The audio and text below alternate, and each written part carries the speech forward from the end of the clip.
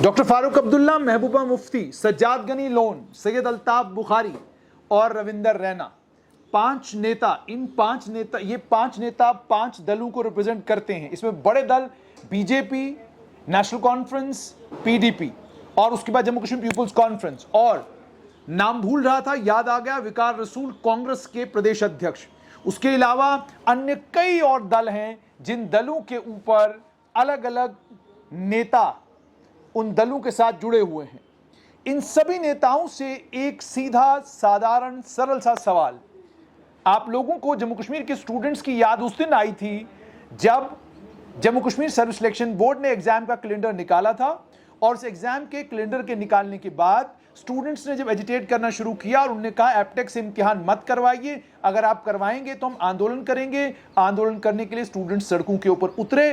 तो जब उस समय इन नेताओं को लगा कि सही मौका है रोटियां सेकने का, फौरन डॉक्टर फारूक अब्दुल्ला, महबूबा मुफ्ती दोनों पहुंचे और उन स्टूडेंट्स का समर्थन भी किया और उनके साथ कैंडल लाइट मार्च में भी शामिल हुए।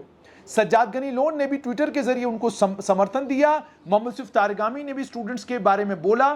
सैयद अल्ताफ बुखारी ने भी स्टूडेंट्स की व्यथा को समझने की कोशिश की और रविंदर रैना ने भी अपने तरीके से कहा कि स्टूडेंट्स की मांगों को और स्टूडेंट्स की बातों को सरकार को सुनना चाहिए। लेकिन उसके बाद से लेकर आज के दिन तक क्या इन नेताओं के दफ्तरों से आपको कोई बयान स्टूडेंट्स के हक में सुनने को मिला?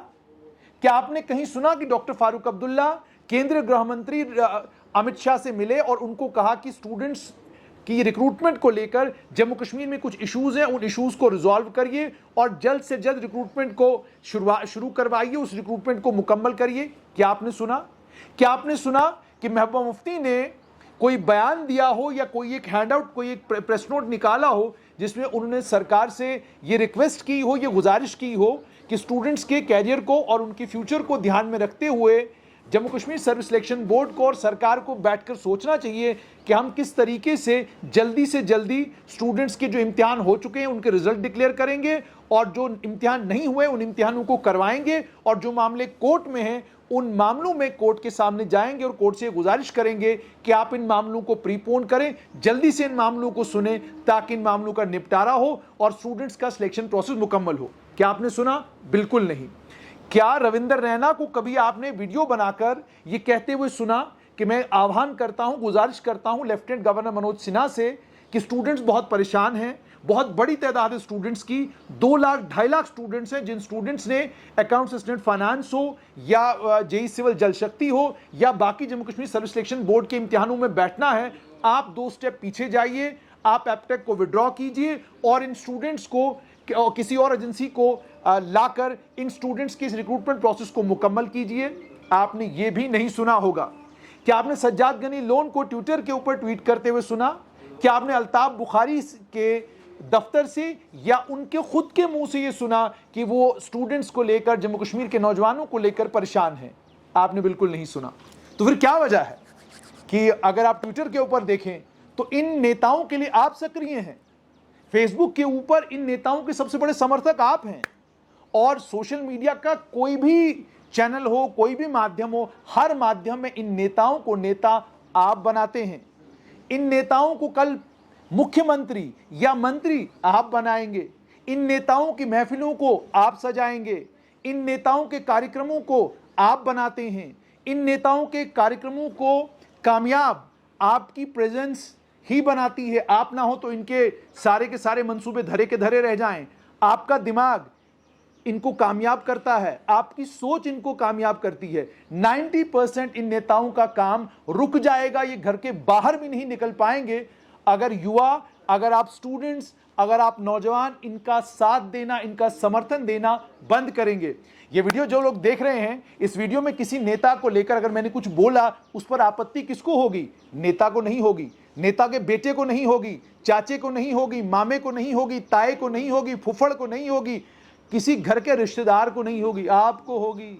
आप हैं फैन, आपने ही इन नेताओं को हीरो बनाया है और आप ही लोग इनको जीरो बनाएंगे। लेकिन मुझे बताइए क्या कारण है कि ये तमाम नेता, आपकी रिक्रूटमेंट का प्रोसेस हो, आपकी उम्र का मसला हो, आपकी एज का ही मसला ले लीजिए, Jammu Kashmir public service commission ने सिविल सर्विसेज का इम्तिहान कराना है।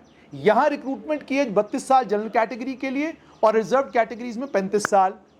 जहां से चेयरमैन आते हैं Jammu Kashmir public service commission के, आंध्र प्रदेश, वहां पर 45 साल की उम्र तक आप पब्लिक सर्विस कमीशन का इम्तिहान दे सकते हैं। जहां से खुद आते हैं lieutenant governor Manoj Sinha, UP, 55 साल 55 इयर्स तक आप वहां पर इम्तिहान दे सकते हैं नौकरी के लिए, सिविल सर्विस के लिए, नौकरी के लिए। और 45 साल तक सिविल सर्विस का इम्तिहान वहां भी दे सकते हैं। जहां से हमारी सरकार के प्रधानमंत्री और गृह मंत्री आते हैं गुजरात, वहां पर भी 45 साल। लेकिन जम्मू कश्मीर में 32 साल, जम्मू कश्मीर में 35 साल, जम्मू कश्मीर में 34 साल। क्यों? जो यूनियन पब्लिक सर्विस कमीशन में होगा वही जम्मू कश्मीर में होगा। और ये क्यों होगा? उसका कारण ये है कि जम्मू कश्मीर के नेताओं की प्राथमिकता आप लोग बिल्कुल भी नहीं है।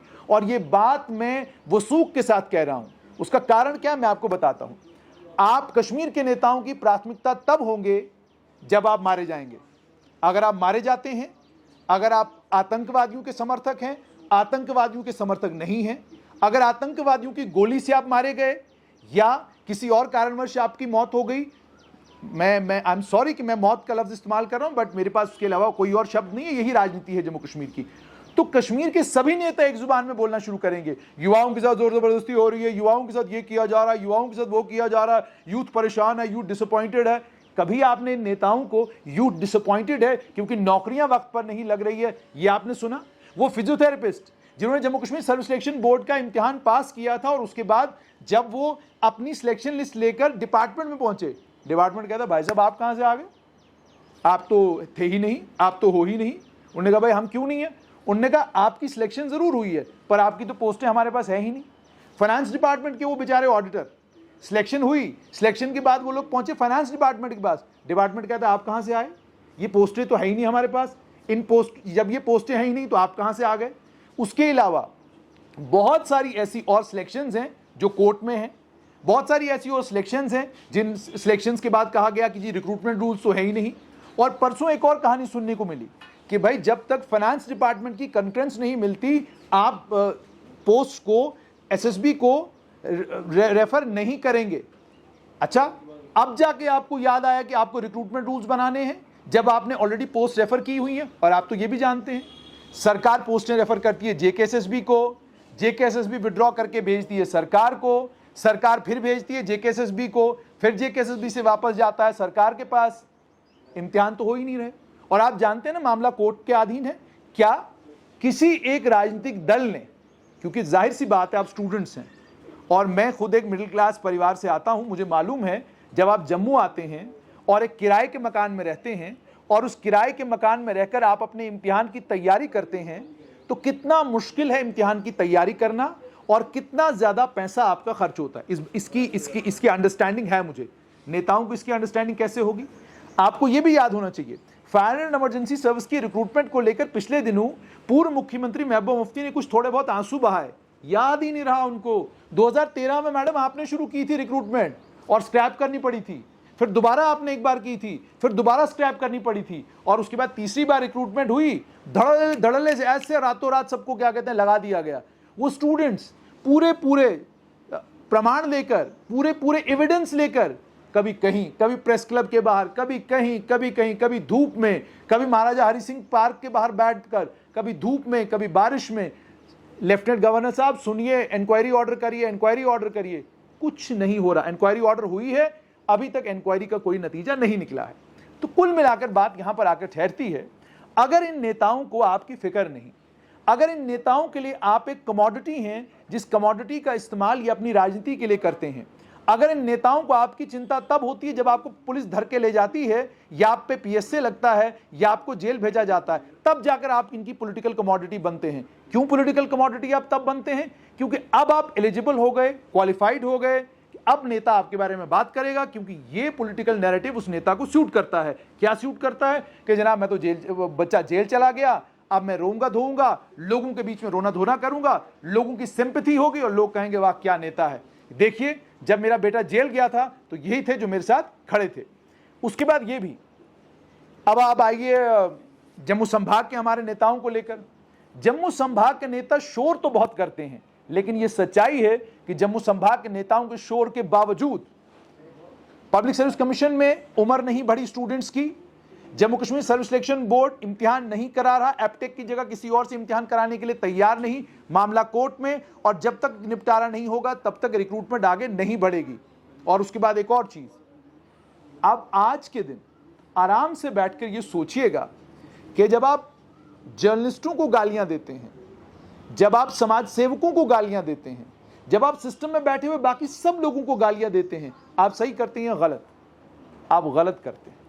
आप जिनको वोट देते हैं, आप जिनको अपना नेता बनाते हैं, आप जिनके लिए झंडा लगाते हैं, आप जिनकी गाड़ियां भरते हैं, आप जिनको लेने के लिए एयरपोर्ट जाते हैं, आप जिनके लिए ट्रोलिंग करते हैं, आप जिनके लिए ट्विटर पर गाली गलौज करते हैं, आप जिनके लिए फेसबुक पर लड़ाई लड़ते हैं, आप जिनके लिए थाने जाते हैं, आप जिनके लिए एफआईआर लगवाते हैं अपने ऊपर, आप जिनके लिए अरेस्ट होते हैं, आप जिनके लिए नारेबाजी करते हैं, आप जिनके लिए हुटिंग करते हैं, आप उनसे कभी ये सवाल नहीं पूछते कि भाई साहब ये बताइए, जिस तरीके से पत्रकार हमारी बात करते हैं, इस तरीके से आप सरकार के सामने हमारी बात क्यों नहीं रखते? क्या सरकार आपकी बात नहीं सुनती? ये सारे काम आप लोगों को करने हैं और ये सवाल जवाब आपको इन नेताओं से करने हैं, जिन नेताओं के साथ जाने अनजाने में आपके घनिष्ठ, आपके बड़े पक्के रिश्ते होते हैं, जिनसे आपको उम्मीद होती है कि कल जब ये सत्ता में आएंगे तो शायद हमारा कुछ करेंगे। इसीलिए Jammu Kashmir service selection board हो, Jammu Kashmir public service commission हो या अन्य कोई भी इंस्टीट्यूशन हो, उसमें रिक्रूटमेंट प्रोसेस अगर रुका हुआ है, अगर रिक्रूटमेंट प्रोसेस तेजी के साथ नहीं चल रहा है या रिक्रूटमेंट प्रोसेस कंप्लीट नहीं हो रहा है, उसका एक कारण यह हो सकता है कि मामला कोर्ट में है, उसका एक कारण यह हो सकता है कि सरकार नहीं करवा रही, लेकिन उसका बड़ा कारण यह है कि जम्मू कश्मीर की पॉलिटिकल क्लास जम्मू कश्मीर के युवाओं के बारे में गंभीर बिल्कुल नहीं है।